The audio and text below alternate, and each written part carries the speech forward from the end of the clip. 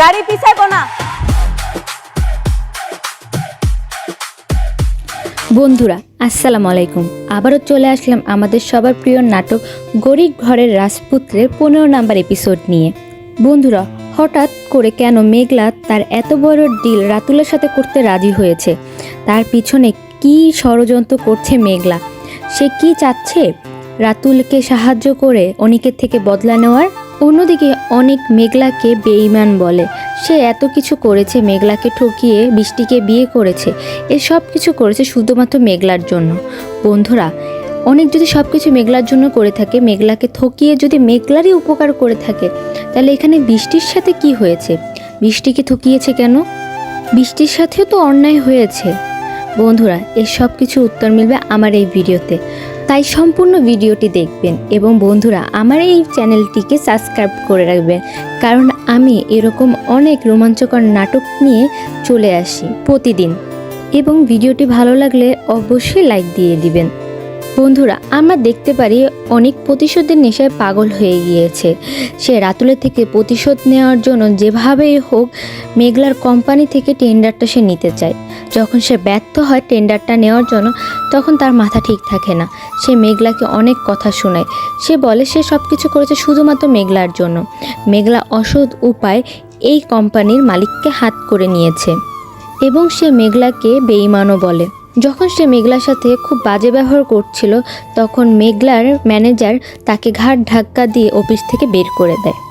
অন্যদিকে মেঘলা বুদ্ধি করে, সে অনেককে শিক্ষা দেওয়ার জন্য তার এই বড় টেন্ডারটা সে রাতুলকে দিয়ে দিবে। রাতুলও যদিও এই কথাটা শুনে অনেক খুশি হয়, কারণ আমরা সবাই জানি রাতুলও অনেক লোভী। সে এত বড় টেন্ডারের লোভ সামলাতে না পেরে সে মেঘলা যা বলবে তাই করতে রাজি হয়ে যায়। এতে মেঘলার প্রথম শর্ত থাকে সে তাকে তার বাসায় নিয়ে যাবে।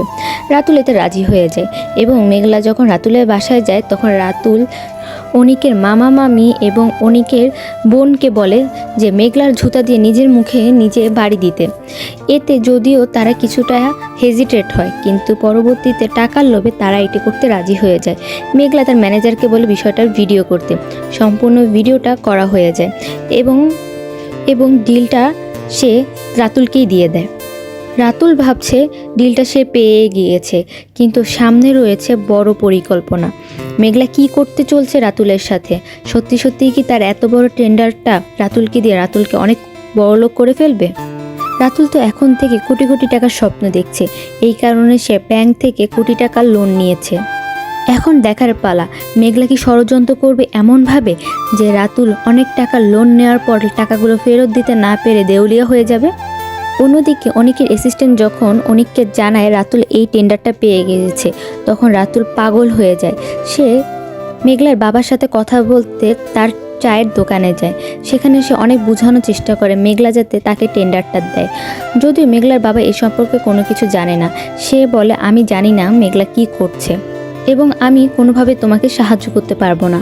বন্ধুরা, এখন দেখার পালা মেঘলার সামনের পরিকল্পনায় কিভাবে রাতুলকে দেউলিয়া করবে এবং অনিককে কিভাবে একটি উচিত শিক্ষা দিবে। এতদিন যারা ওকে ছোট করে দেখতো, বস্তির মেয়ে হিসেবে দেখতো, যাদের কাছে মেঘলার কোনো দামই ছিল না, তারাই আজ মেঘলার আগে পিছে ঘুরতেছে শুধুমাত্র টাকার জন্য। টাকায় মানুষকে কতই বা নিচে নামাতে পারে। বন্ধুরা, তো পরবর্তী এপিসোডে আমরা দেখব মেঘলা কি পরিকল্পনা করছে এবং কিভাবেই বা অনিক ও রাতুলকে শিক্ষা দিবে। বন্ধুরা, সম্পূর্ণ ভিডিওটি দেখার জন্য ধন্যবাদ এবং আমার চ্যানেলটিকে সাবস্ক্রাইব করবেন। ধন্যবাদ।